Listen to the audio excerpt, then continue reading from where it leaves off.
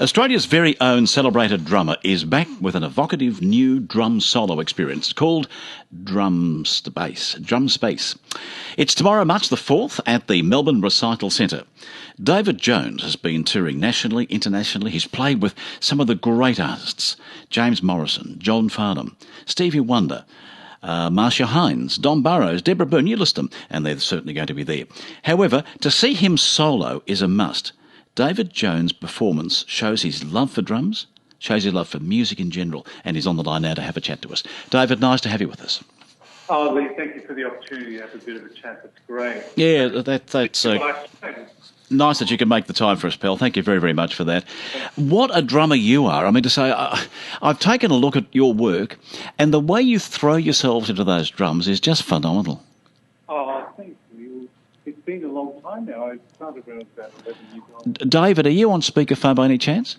I am, but I can get straight off that. Yeah, it's echoing in the background. No worries. One sec.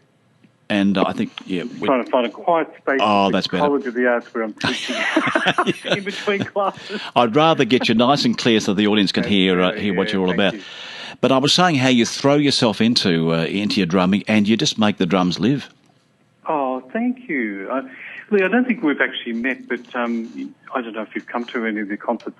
It is unusual to have solo drum kit, and what I love to do is, as you say, throw myself into the kit and literally find new things, because the drums are known as a really good timekeeper for the band, and keeping the groove and getting a really nice feeling through the rhythm.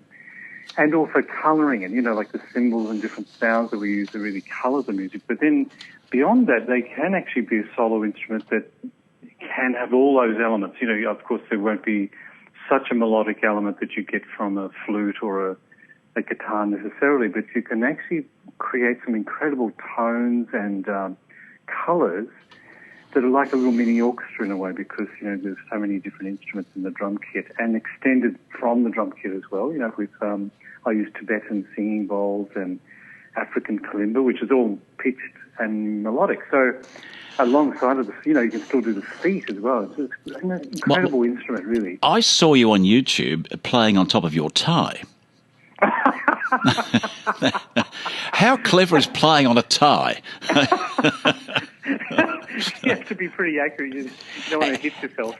And David, the lovely thing is when the tie's there, you turn around, it looks like you're turning around to the cameraman, you turn around and go, this great big smile as if to say, I've bloody well done it now.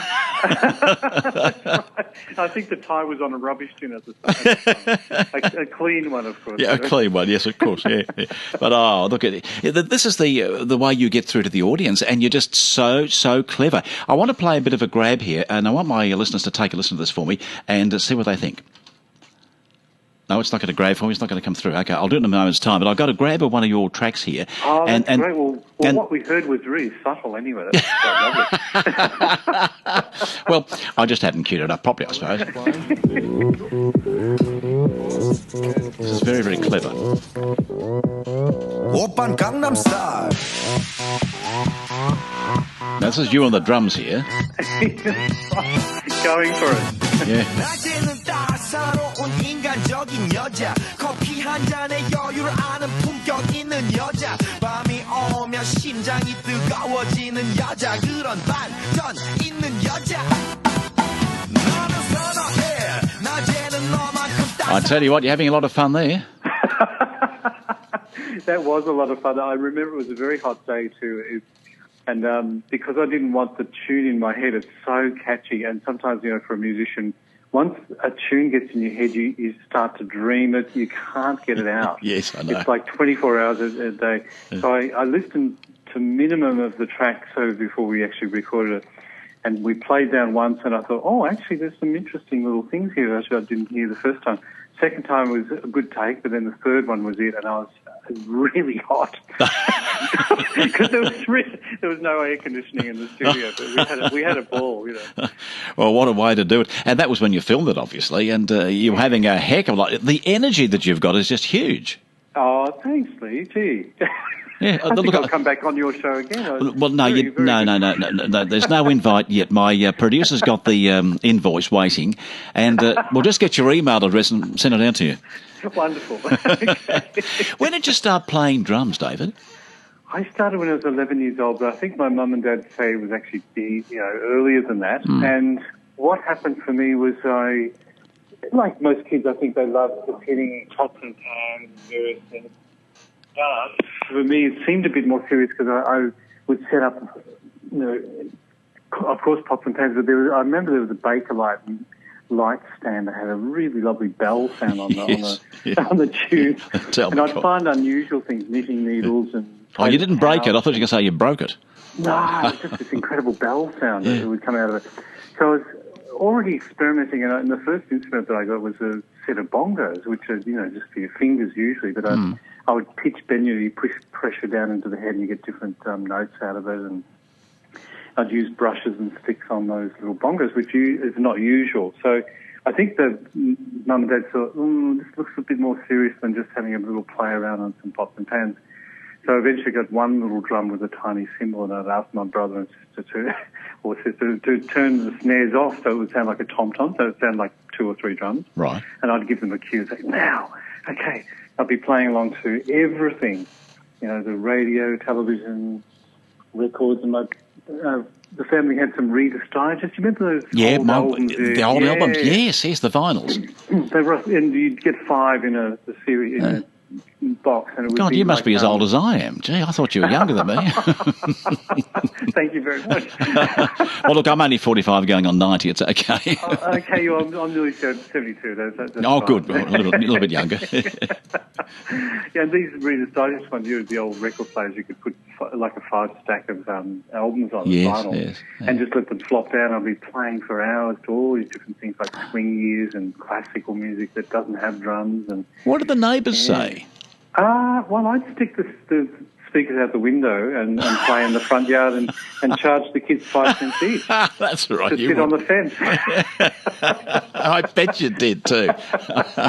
I just imagine you doing that. It's fun. Yeah. Tell me about Drum Space. What are we going to see and what are we going to hear?